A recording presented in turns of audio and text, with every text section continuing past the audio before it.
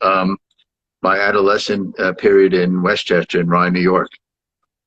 So I'm wondering, in terms of that period in your life, what sort of environment did you grow up in, specifically related to the arts and photography in particular?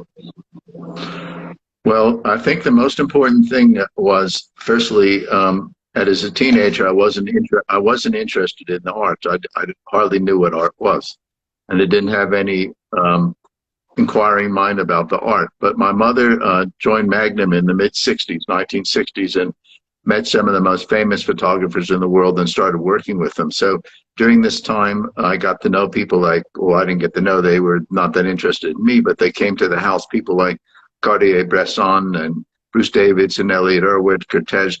So they were very fond of my mother and gave her books and photographs, and were very happy to be around her, and used her as a person that helped administer their lives. And so my mother developed a deep passion for photography, and that wore off on me. And so I remember very clearly when I was graduated from high school, which was in June 1968, my parents gave me a Nikon FDN camera, and I immediately knew what to do with that camera. And so when I was 18 years old, I was actually able to take refined photographs. And so the baseline for what I did was established by age 18 by the interaction between the Magnum photographers and people like Cortez and my mother. So you took that camera and you went to Berkeley, and you went to Berkeley in a particular kind of turbulent period in American history. I'm wondering what kind of an influence that environment had on your thinking about the world and what you were beginning to think your place in it might be going forward out of university, etc. Yeah, well, this was a really unique period, and I was at the heart of the storm, if you want to say that. Berkeley was the sort of the core of the whole counterculture hippie movement in the late 60s, early 70s. So I think it had a major influence on me in a lot of ways. It was a very free-thinking movement. It was a spontaneous thing, and it was very geared in a way towards people's psyche. I mean, my first degree there was in psychology, and I got very interested in finding the core, finding my deeper side, my shadow side, as Jung would say. So it was a period of getting to know your deeper self in a way. And I think this rubbed off on me, even though perhaps, the germination was already there before I even went to Berkeley. I remember reading Sartre's book on existentialism when I was 16, 17, and it already hit something in my head, laid another foundation for who I was. I mean, I think I had this artistic inclination before I got to Berkeley, because I started taking pictures before I went to college. And so when I went there, there was a need to find out about who you actually were, not just as a human being, as a psychological being, not necessarily a product of a corporate America. I mean, that's what we rebelled against, of being part of a larger machine, being part of a government that we felt was intruding on people, and we rejected the so-called middle-class ethic that pervaded American society, and I assume it still does. And so there was a sense of rebellion. I guess I left Berkeley with it. I didn't want to become part of a middle-class society. I wanted to find myself, and so in 1973, this is quite important because it goes back to some of the things I started talking about in the beginning. My mother died in 1973, and after she died, I spent 4 months or 5 months doing what I've actually did in the last 4 weeks, painting on canvas. And this is actually the last time I ever did it. And there was like a totally intense period. I got this apartment in New York City and sat there day and night and made paintings. I don't know how many I made. I must have made 30 or 40 of these things. And then after that, I decided I didn't want to be in America anymore. I just had it. I didn't know what I wanted to do, and I felt a need to find myself. And I found part of myself in the painting, but I needed to move onward. And I told my father that I was going to be away for a few months. I decided I was going to go to Greece and Israel, and I ended up being away for 5 years. And going back to just before that, I know that you've mentioned it a lot, and you've mentioned it in particular with regard to this new body of work that we're talking about in the world according to Roger Ballen, and that's the influence of R.D. Laing and anti-psychiatry on your thinking, and especially when in relation to ideas about how we view sanity and insanity. And I was wondering if you could speak a bit more about that in terms of how it's influenced your view of the world and the way that you produce your work. Well, yeah, I think he was an important influence on me, and I think a lot of people during this time, because he brought up this issue of what is insane and what is not insane. And, you know, obviously there are people who have serious emotional problems, and so we don't necessarily think, you know, sanity exists on every sphere. There are people who have extreme emotional problems, and they may be this may be reflected in extreme conservatism or extreme schizophrenia. We wouldn't know. I wouldn't want to make that comment. But the issue of insanity was a very important thing, and I think the thing that was most important to me is when I look back upon what I do, and people say, Roger, are you a political photographer? I say, yeah, what do you mean by that? You know, does politics in art have to be only about who you vote for in an election? I said, my politics are about politics of the mind, which is what R.D. Laing was talking about the divided self. The issue of having one part of the mind being able to talk to the other part of the mind. And I think this had an important influence on me, because my politics wasn't necessarily about changing the world through who I would vote for and which politician I would identify with. My politics was about trying to get my art to make people's mind talk to itself and find itself and renew itself, and to find an identity that lay buried behind, you know, repression. So repression was the key word in R.D. Laing and the way I thought of myself. I thought of art as a way of liberating repression. And I, to this day, say the same thing over and over again.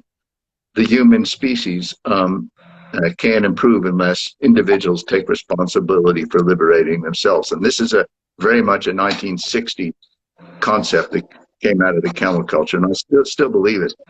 You know, I still believe it. You know, you got to find yourself, respect yourself, and come to terms with who you are in an honest way. And going back quickly to the paintings, which I think they made an appearance in Ballenesque, and they also make an appearance in this book. You were a self-taught painter, and you've spoken about how it felt to paint during that difficult time after your mother died. But how did you feel about painting in terms of it being a possible art practice that you would then perhaps change from photography to decide to dedicate your life to at that initial stage? Yeah, see, the thing is I never went to art school. I never went to photography school. And the painting that I did at the time, I think it was really interesting, but I never saw myself as a professional painter. I don't think I had the skills at that time to manifest that. And I think subconsciously I realized that I didn't have certain skills, and I also felt that it wasn't the right thing for me to spend 24 hours a day in an apartment. I really had a need to travel and to move on. And I liked the idea of being on the street and experiencing life on the street, meeting people, being at events, and finding, I don't know, finding the unknown in moving from place to place. So I didn't see myself as a painter, but during this time that I did paint, I really learned a lot about visual art. So I learned a lot about what composition was about, what tonality was about, what putting a picture together was about. So it played a huge role in terms of my ability to compose a picture in a coherent way, painting. And I still say to many students, if I was running an art school or photography school, one of the first courses I would make the students take would be a drawing or painting class, because you put things together piece by piece by piece, and you have to learn how to fit them together, whereas photography is very much a global vision, and a lot of people don't put all the pieces together in an image. Those travels, they took you all over the world, from Cairo to Cape Town, Istanbul to New Guinea, all over the place. It was also the first time that you arrived in South Africa, but we'll talk about that a bit later.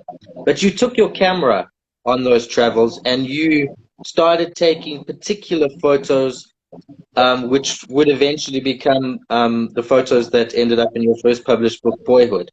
Was that a conscious decision from the beginning of the travels, or was it just something that you were interested in and you continued taking photos of while you were traveling, and then after that they kind of ended up forming the material for a book? No. Firstly, when I started, I didn't have the idea of doing a book on boyhood. Doing pictures that had something to do with what I was involved in painting. I was sort of emulating something that I saw in so-called field painting. You can see some of those works were quite abstract in many ways. You had a whole field in the picture where everything was in focus and things would move out of this field. So for many months during this travel, the pictures they were moving between abstraction and these so-called field painting photographs and other things I was taking pictures of, whether they had a documentary aspect to them or a somewhat surreal aspect to them. So I was going out of many different zones in these pictures, and it only happened one night when I was walking in a dark alleyway in Colombo, Ceylon, and I saw two boys arm in arm. You know, children that age, about 6, 7 years old, is called the latency period in psychology. That the boys like the boys and the girls like the girls. And you know, I remember it. And so when I saw these two boys with arms around each other, all of a sudden it was like a bolt of lightning. I remember my childhood. You know, I had friends that I used to do that with we were real pals together and did everything together. It was like our first times exploring the world. And so all of a sudden, this bolt went through my head, and all of a sudden I'd forgotten about my childhood. Actually, you know, I was maybe 16, 17 years of buried childhood, and all of a sudden the concept of doing a project on boyhood was actually parallel to myself trying to find my past. So basically that was what it was a psychological journey into my past. And all my projects since then and now are all psychological journeys. And you published that book in 1979. This was a goal of yours as a young photographer, to publish a book. You did that, but then you didn't settle down into a career as a full-time photographer. In fact, you took a very different route that led you ultimately to end up here in South Africa. What was your thinking at the time about why you didn't want to continue pursuing photography full-time? Well, this is a good question. First of all, I remember my mother clearly saying, "Whatever you do, Roger, don't become a photographer." Anyway, see, the thing is with me, and I've been doing this for 52 years, and it's never been a commercial enterprise. It's always been about Roger's journey through his life, and that's the way it's always been. I never wanted it any differently.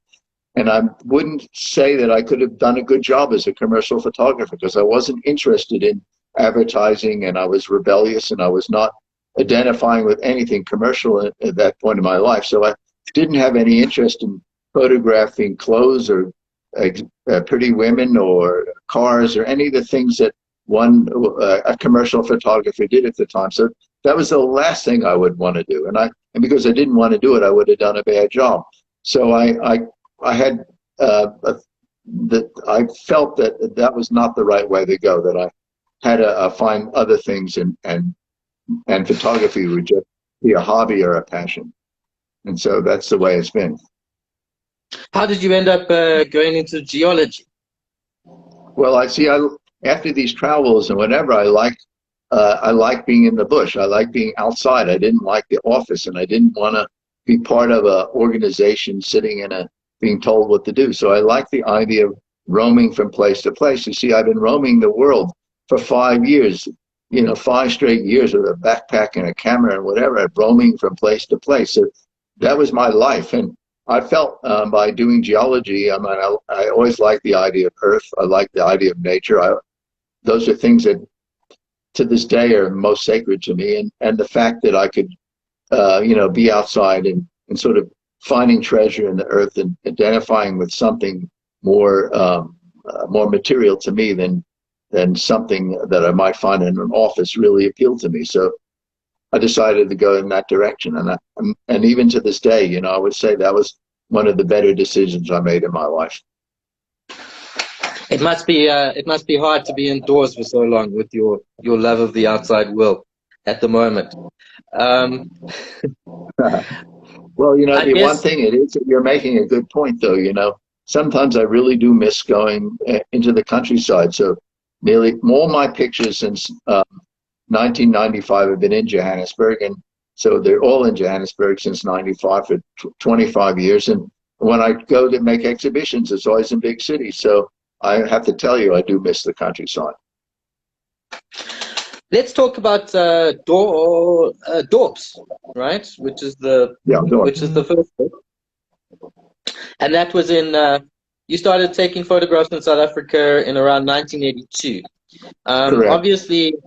Obviously, your photography had never really left your life. It was still with you, but now it was something you did on the side and not the main way that you earned your income.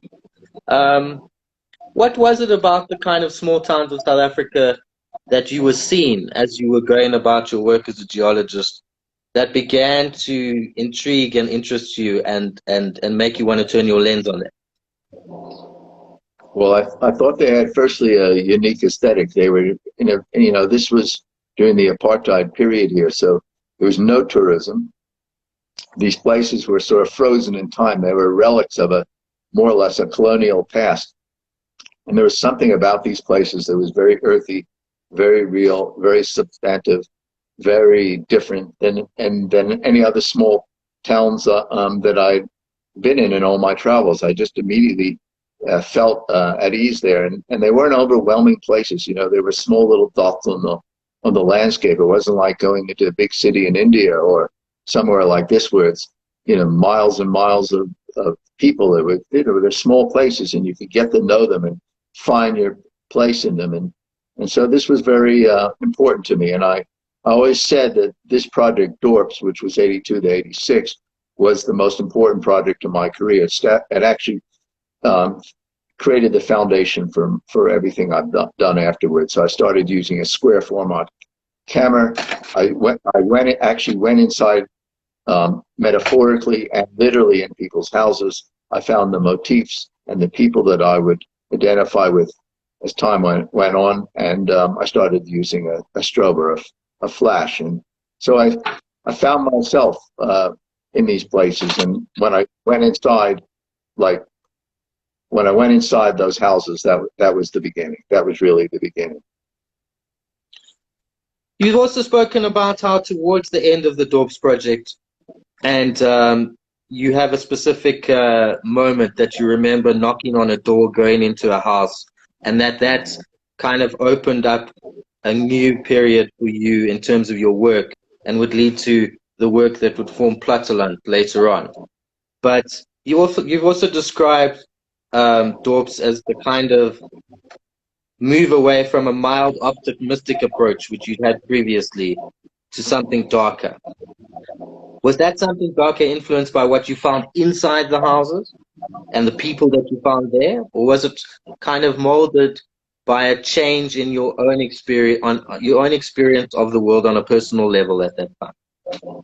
Well, I think that element was always with me, but I wasn't able to find it out there because there's a big difference between painting writing and photography, in photography, you actually got to be in the physical world. And so I guess, traveling from India to Burma to this place to that place, I didn't get in the houses. I was always on the street, taking pictures of things on the street. And all of a sudden I went into this other place inside, these dark, dingy, chaotic places. And it was like a bolt of lightning that hit me. But, there's one thing that is interesting, and maybe this has a little bit more to do with Plateline. In 1972, I did my first film, and it was on a Beckett-like character, a person who was roaming from place to place in the Berkeley area, living on the edge, living on the margin. And, so I found, I was into that repertoire, in my early 20s, because this film shows that. And so I think I found it again when I was in those towns. And, the thing that type of place emitted, or that type of place just set off a certain charge in me that I went after and continue to go after. You can't say why. People always ask why. I always answer the question, well, I don't know why I like a red flower more than a green flower, or this smell more than that smell. It's about the core. And if your core identifies with what you're doing, then you're likely to do a good job. Let's talk a bit about Plateline quickly, before we get on to some of the later work and the work in this book, which is Plateline changed things for you, both in terms of kind of the audience that your photography was exposed to and the way that you became recognized as the photographer, but also in terms of the responses from people to the photographs. And you still describe it as probably some of your most controversial work. What do you think some of that controversy, what did you feel were the reasons for that controversy at the time, and how did you react to that? Well, the first thing is the pictures are strong and powerful, they're psychological, so they break the repressive state of the viewer. And most people don't like to be destabilized. They don't like to ask themselves questions. So those people are staring, and they're staring at you and making you uncomfortable. And so that's the first thing. I mean, if the pictures didn't have that strength to them, that psychological edge, they would be controversial. They'd be nothing. They'd be just another documentary photograph of the white population in South Africa.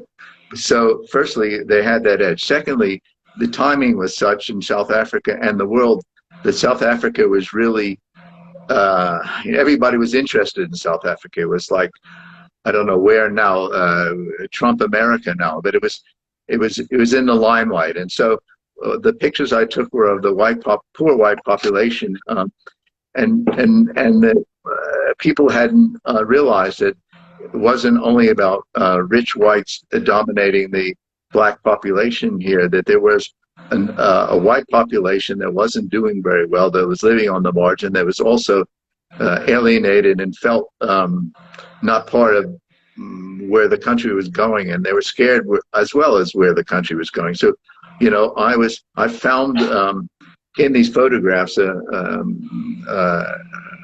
subculture that people in South Africa, I think, had repressed or tried to ignore, and the rest of the world didn't know about it. And so it became news. It became part of international news, what I did.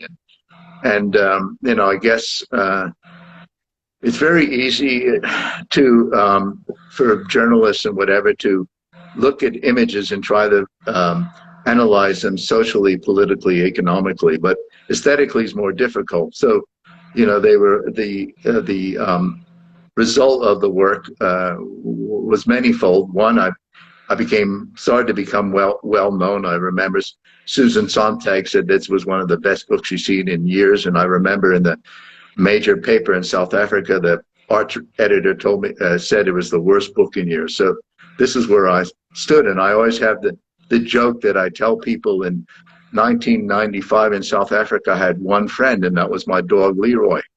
So everybody ran for me. The right wing here was unhappy with the way I portrayed the white people, and the politically correct left wing said, "Well, how dare you photograph people who aren't well off and well-to-do and part of the mainstream? You didn't have a right to do this." So I was not very popular, but this was very important for me because I got a lot of attention all over the world.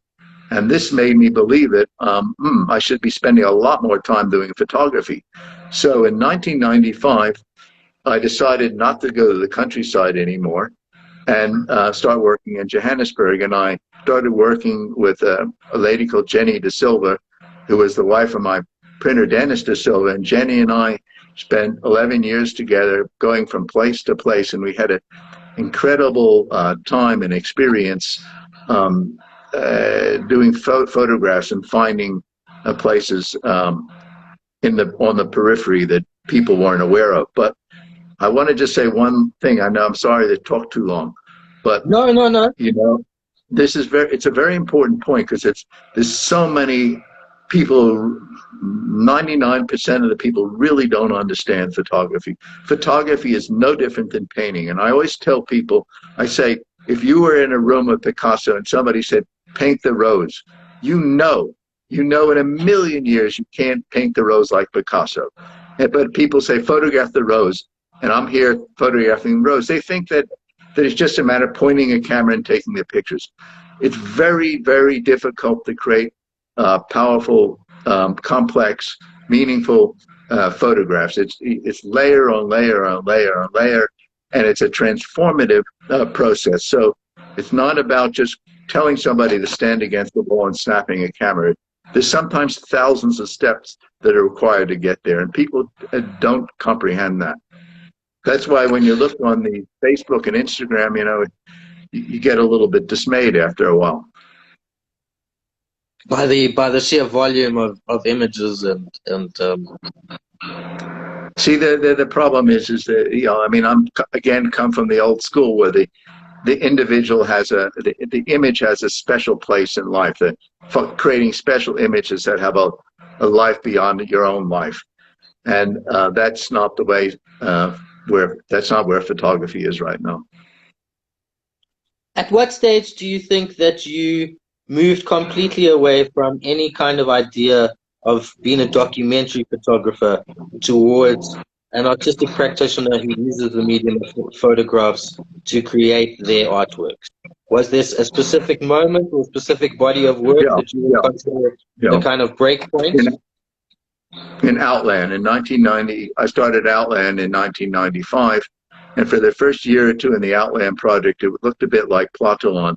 And then all of a sudden something snapped. It was like in fault in geology. Something moved in a certain direction, and I started to transform. I started to become a director, interactor with the subjects, with the place, and started to, create my own reality in these places with these people. So in about 97, this happened. And I remember in South Africa at the time when I went through the customs in Johannesburg, you had to fill out this blue form, and they said profession. So for many years, being a geologist, I said businessman or geologist, and you never in Africa, because I traveled in Africa a lot, you would never say photographer, never. That's like a death. They wouldn't let you in the country. So I would never say photographer, but South Africa, where I was living there, so eventually I put photographer. Then in 1997, I remember this famous time when I was coming back from London, and I wrote photographer artist in 1997, and this is when things started to change. I developed the confidence to be able to transform the moment in Roger's own way rather than necessarily document what was there. However, there's definitely a link between the work that you created as artwork, as construct, or as images created in spaces where you were in control of what was going on. There were a lot of motifs and characters and things that were influenced by things that you had seen during your period of documentary work in the countryside. and a lot of those themes and motifs are carried on quite strongly through to all your future work. Animals, wires, birds, those kinds of things. No, you're 100% right. You're making a very, very important point. Because, for example, from about 2002, there's nearly drawings in every picture. But where did these drawings come from? They came from people's houses in the Platteland. You know, you'll see in some of the pictures in the Platteland, the drawings on the wall that these people made. And I started to get interested in integrating drawing and photography. See, I had this latent need to do painting. You see, that started in '73. I had this need to paint. I didn't finish what I had to do. So when I saw these paintings on the wall in the '80s, I thought, well, it's really interesting to try to link visual word painting, drawing lines in a photograph. So you're absolutely right. Most of the motifs that you even find today came from period of documentarian, partly documentarian photography, and partly a period when I was actually documenting things. We've got some questions, and I'll give them to you towards the end. But just to talk for a few minutes about the new book and the new exhibition. The World According to Roger Ballen is a book that accompanies an exhibition that was held at the Halle Saint Pierre in Paris, which is an art brut museum. If my understanding is correct. I haven't been there. And I was just wondering about how that came about and what your approach to preparing the work for that exhibition was. And then we'll talk about some of the new things that are included in the exhibition, which are kind of unusual or new moves in new directions for you. But just to begin by saying, by asking you how it came about and what your approach was to preparing that. See, I've always been interested in art brut, so that's the people that I work with and who did these drawings could be considered art brut artists in a way. They weren't making art for the purpose of making art. They were just making drawings or whatever they were doing because they liked doing it. So the type of people and the environments that I've been involved in for, well, 35, 40 years now have been art brut environments. And I mentioned the people that in my entire career, all the subjects that I've worked with directly or indirectly, there's not one of them, not one has ever even been to an art museum or gallery. So they're not interested in art, but they're art brut artists. So I've been interested in that type of psyche for years, for decades. And so this was always an important part of my experience. And the Halle Saint Pierre was one of the centers for art brut artists and art brut shows. So every time I've been to Paris, I've been to this museum, and I love the museum. And so I made contact with the director, Martine Lapasade, and she was very enthusiastic about working together. And then we decided to plan this exhibition, which opened in September 2019. And unfortunately, because of the virus, it's closed now. It closed in March. It's hopefully it'll open again. The show was supposed to run from September to July, end of July 2020. Right now it's closed, and hopefully it will open again. But so this is what happened. I felt that this museum symbolized or reflected or housed art that I really identified with, and aspects of my art could easily fit in there and have easily fit in there. And obviously, this work also is accompanied by an installation, and installations have become quite a big part of your practice over the last few years. How do you approach installations, and what do you like about working in that mode, and what you feel it offers you that kind of brings a new way of looking at the photographs and of your process as a whole? Yeah, this is an interesting point because, for many, from 95 to, I guess, the period of Asylum of the Birds, which began in 2009, I worked with people and their rooms and in special buildings. And I sort of started, and during this time, I started to move things around. I started to try to create my own reality, and then photograph part of my own, the things that I created in relationship to the way things were there, and create the so-called Ballen-esque aesthetic. And so over this period of time, I guess it started in about 2002 to the present, I started to become, as I said, not only more interactive with the people, but more interactive with the objects around me. And so this has continued to the present, but beginning at about 2013 or 14, I got this idea in my head, well, I shouldn't just be making photography shows.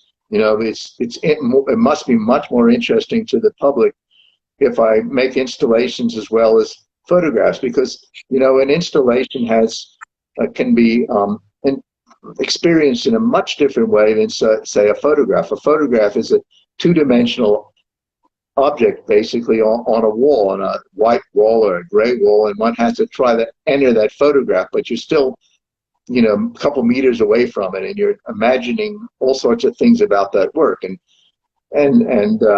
sometimes the picture has a great deal of influence on you, and sometimes it doesn't. But an installation is a you know, three-dimensional object which you can walk into, you can almost sometimes smell it, you can feel it, and it gives you a different experience of what my art's about. It expands my aesthetic.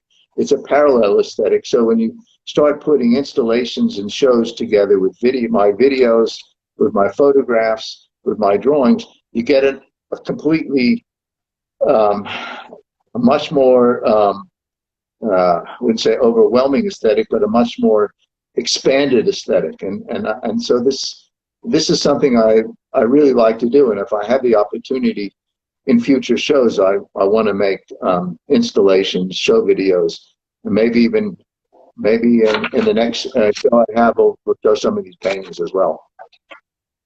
I mean, something that doesn't get mentioned often is your kind of absurd sense of humor. And I suppose there's a lot of that in this particular book. Particularly, there are a lot of photos of you taken by your assistant, Marguerite Rousseau. But there are also photos where you kind of playfully recreate some of your own photographs. I mean, is having fun an important element of your process? Yeah, I mean, people always think I'm this dark, unhumored, awful type of person, you know. So if people would actually look at these pictures, they'd see that they're quite humorous, they're quite absurd. They're not, I don't know, it's always interesting that people think that they're dark, and maybe it's a reflection of their undeveloped state of being that they say they're dark. I mean, what do they actually do when they walk in city streets or stop on corners in Johannesburg and see poverty here, and then they don't think anything, but when they look at my pictures, they're disturbed and feel uneasy. So, you know, I'm very happy they feel this, because it means, I mean, the best thing possible for an artist is the work affects people. So it is great that they say these things. I'm delighted, but there is and you rightly pointed out, I would say there's dark humor, there's absurd humor, and this pervades my work. It pervades my work going back to boyhood. It pervades my work for 50 years. And I never walked out of a photographic situation depressed. It's always been an enlightening experience. I've always been enthusiastic, and I've always liked what I'm doing. I never walked out feeling depressed about the human species. I sometimes feel a lot more depressed in some of these urban shopping malls, a lot more depressed. I think there's a lot more darkness. There's a lot more darkness in some of those places than the places I worked. At least my places have something human about them. You were speaking about the films, and there was a question from one of the viewers about the Unfort. And I guess we should mention that in terms of what that collaboration and the kind of exposure that it allowed you led to in terms of your own career and your process as far as making films and using films as part of your work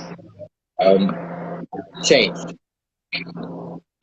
Yeah, so I met Ninja and Yolandi in 2005 or six, and they were very enthusiastic about my work and said it influenced them really greatly, and they felt really, in a way, overwhelmed by its message, and then they were very inspired to, basically create the artwork in line with what I was doing in one way or another, and so. We kept in touch for some time, and I think this really culminated, most importantly, when we did the I Think You're Freaky video, which went totally wild. I mean, it's got like 150 million hits right now. And this was a very important thing in my career for, I think, two important reasons. One, it introduced my work to a lot of young people who didn't know anything about me at the time. I mean, the music business is probably 1,000 times bigger than the art photography business. So all sorts of young people got interested in what I was doing. And also, after this, I got interested in making films and videos. So each major project, and even less major projects since 2012 when I did Freaky, I've done videos with. And this has been a very important part of my career because a video illustrates a different part of my aesthetic than my photographs do. And so again, if somebody sees one of my videos and sees, it helps them put together what my pictures are about. And if they see my pictures, and then it helps them understand the video. So there's a parallel expansion of aesthetic by working in these different medias. But it's important to make the comment you can't be just making these things to make them. They have to have a parallel quality to them. There has to be they have to be on the same level. There's no point just making a video to make a video, and it can bring your work down also. And then we have another question, which is about Ralph Eugene Meatyard and whether or not you were influenced by his work at all as a young photographer. Obviously, drawing some parallels between the masked figures and some of the elements in your work. Well, this is an interesting question from a few points of view. The first thing is during the time I was painting in 1973, I bought this Aperture book. It's a pink cover of Eugene Meatyard, and I can't say at the time I was influenced by him, but there must have been something. I can't remember why I bought the book, but there was something really special and different about it. So I don't know, whether it influenced my photography at the time. But after the Plot to Learn and Outland book, his name started to come up a lot. And people started to compare my work to Meatyard, and I always felt my work had a lot more to do with Meatyard than, say, Don Arbus or somebody like that. I mean, Meatyard's work is much more psychologically challenging, at least for me it is. And so I don't know if I was influenced by him, but I certainly saw something parallel from what he was doing to what I was doing. And last year I went to Kentucky, University of Kentucky in Lexington, and they invited me there to give a talk, and they had a Eugene Meatyard exhibition at the museum there, and I was the special guest there. And I'm hoping I got to know his son, and I hope someday in my Museum of Photography in Johannesburg I can show some of his work. Well, let's use that as an opportunity to talk to you about your Museum of Photography, and at what stage is that, and how do you envisage it as a space in Johannesburg and as a space on the African continent in relation to photography and showing photography from around the world in Africa? Yeah, well, firstly, I'm busy trying to put my thoughts together. I have a lot of interesting thoughts, but for me, I think there are a few criteria I'm thinking about right now that might have relevance. The first thing is I think the pictures need to have some sort of psychological impact on people. I just don't want to be showing the latest fashion photographs in the museum, or pictures of wildlife running across the Serengeti here. So I think the pictures have to have something to do with my aesthetic in some way or another. I mean, the thing is, you know, the photography is a huge media, and you have to ultimately focus on something. You know, to have a show of this and a show of that, you know, it's okay. There's nothing wrong with doing that, but I think I need to be very focused, you know, on what I do, and there has to be the museum and the center have to have certain goals in mind. And so, as I said, the pictures should have something psychological. They should have something directly or indirectly to do with Africa, and they should have some relevance to the South African audience, since the center is in Johannesburg. And hopefully, you know, I've had a foundation here in South Africa for nearly 20 years, and it's always been my goal that photography can be a expander of people's consciousness and a better way of getting to know themselves in one way or another, and their environment at the same time. So, you know, I hope we're able to achieve some of these goals. I mean, I'm not an idealist anymore at age 70, but you know, I hope that it does make a contribution one way or another in the future. And then there was another question around your portrait period, and when you were taking pictures of people, to what extent is the photograph that you produce an expression of how you see the person, or is it trying to show the viewer something about the person as kind of inner world and being, or is it a mix of the two? Yeah, it has to be a mix of the two, because, you know, the thing is if there's a beautiful woman there, you know, I guess I can make her look strange or something, but, you know, she has something beautiful about her. So, you know, I can't make her look like an old man, you know, that's what she is. So there's something about, you know, it's like taking a lump of clay. That's the beginning of the molding of the thing. If it's a lump of clay, it's not a lump of steel. So, you know, you find people that, I guess, there's something about the way they are that you feel a need to work with in one way or another. But, you know, that's just the first step. And I always say, finding the person, you're 5% there, unless you're like somebody takes a person and puts them against a wall and takes a picture. But for me, finding the person, I'm basically nowhere. So what next? So now I walk around some street, I find somebody that's sort of interesting. Well, what am I going to do with them? So it's mostly it's 95 transformation and 5% what's there. And that's what I said, that people don't understand that about photography. It's a good photography is a transformative process. It's not an objectification. It's not an objectification. Picasso, when he makes his drawing, is not objectifying something. He's transforming something, and that's the same in photography. And then there was a question about being a geologist and someone who works with the earth. Has that ever translated into a desire to kind of work with materials from the ground in a kind of sculptural process? And then furthermore, the sculptures that you have been producing, what's your approach to the creation of those works? And is it different in any way to the approach that you've taken in the paintings?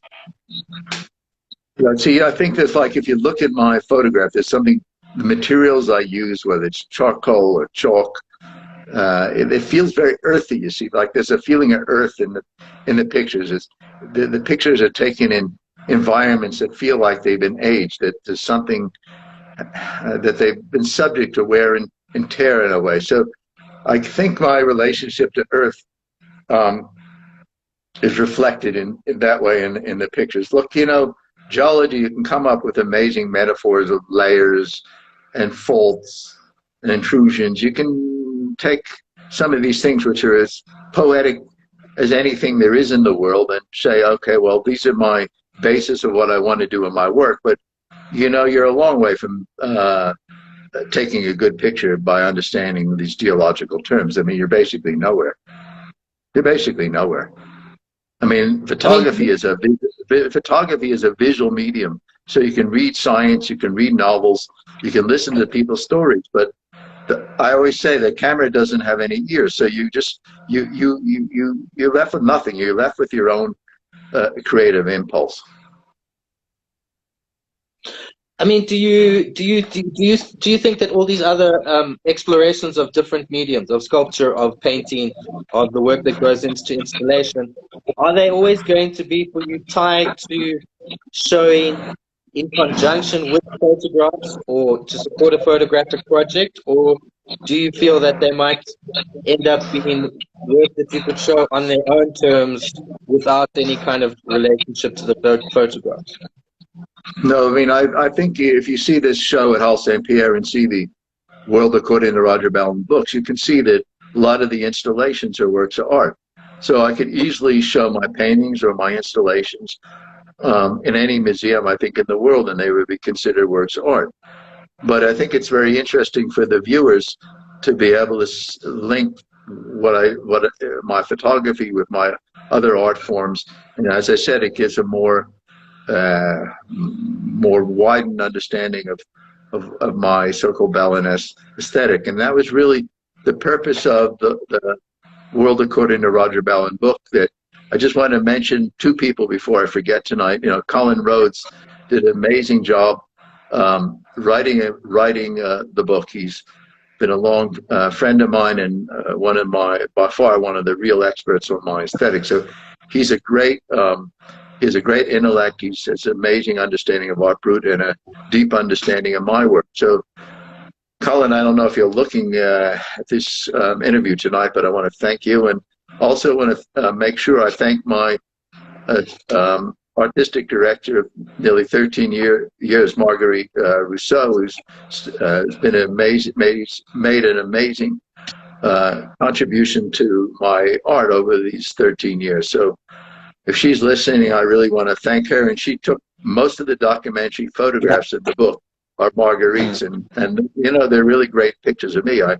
They're so-called artworks of Roger Ballen in their own way. So, Marguerite, if you're listening, thank you for all your tremendous dedication and the great work you did in this book and the great work you do for me every day of the year.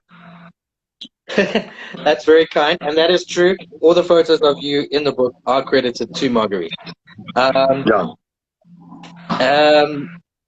I guess quickly before we go, what obviously your plans are going to be affected by COVID-19 and what that means for traveling and culture around the world in the months to come. But currently, in terms of work, what are you working on, and what can audiences hopefully look forward to in the coming months? Well, thank you very much for asking. There are 4 or 5 important projects that I'm involved in right now. So in the last 2 or 3 years, I've only taken color photographs. So people know Roger Ballen mainly as a black and white photographer, which I did for 50 years. In the last 2 or 3 years, I've done color. And in the World According to Roger Ballen, it's the first time actually some of my color photographs have been published. So in the book, you'll see some of my color work, which I'm very proud of and very happy about. So that's the one thing there. That's one of the color photographs, and you can see see one of those in there. The second thing that I'm finishing now is a project I did a photograph for 5 years of a particular subject that I work with who believes he's a rat. So I worked on this project of this man who considers himself a rat. He wears his rat mask, and he does very absurd antisocial behavior. And I did these photographs of him, and recently made quite a long video. It's it'll ultimately be a 20 or a 30-minute video with a great team: Justin LG, Paul Gilpin, Daniel Buckland, and Richard Ingram, and with Marguerite as well. So we did what I think is going to be an extremely powerful film video of this man who believes he's a rat. So this, I hope, will come out in September, October, and November, or early 2021. I'm busy editing the film, and hopefully the book will come out at the same time. And now I'm also doing painting. So I think, and then working on the Roger Ballen Center for Photography. So these are the main things that I'm involved in. And So I'm not that unhappy, although all my exhibitions are closed. And most importantly, I just should mention this about the book. If people do get to Paris, the exhibition will continue to the end of July, and maybe I'll be lucky they'll continue it afterwards. But the book comes from the show at Halle Saint Pierre, so perhaps by June or July, maybe the show will open again. I hope so, and then you can visit the show and see and appreciate some of the comments that we made today. Well, thank you very much, Roger. And before I go and we go, let me just remind people who are watching in South Africa that if you click in the link in the bio on the David Krut Bookstore page, you can go and order the book. If you order the book before midnight on April the 30th, Roger will sign and dedicate your copy, and you'll get it after the lockdown. And hopefully that will be sooner rather than later. But in the meantime, hope you enjoyed the interview. Roger, thank you so much. Well, thank you, Tymon. Thank you. Really, your questions were really great. It's always wonderful to speak with you, and really appreciate your time. And thank you, David Krut, for all the support here. I really appreciate it, and also the Jonathan Ball Company for supporting me on the project. Great. Thanks very much, and everybody have a good evening. And Thank you. Roger, see you soon. Thanks. See you soon. Take care. Thank you. Bye-bye.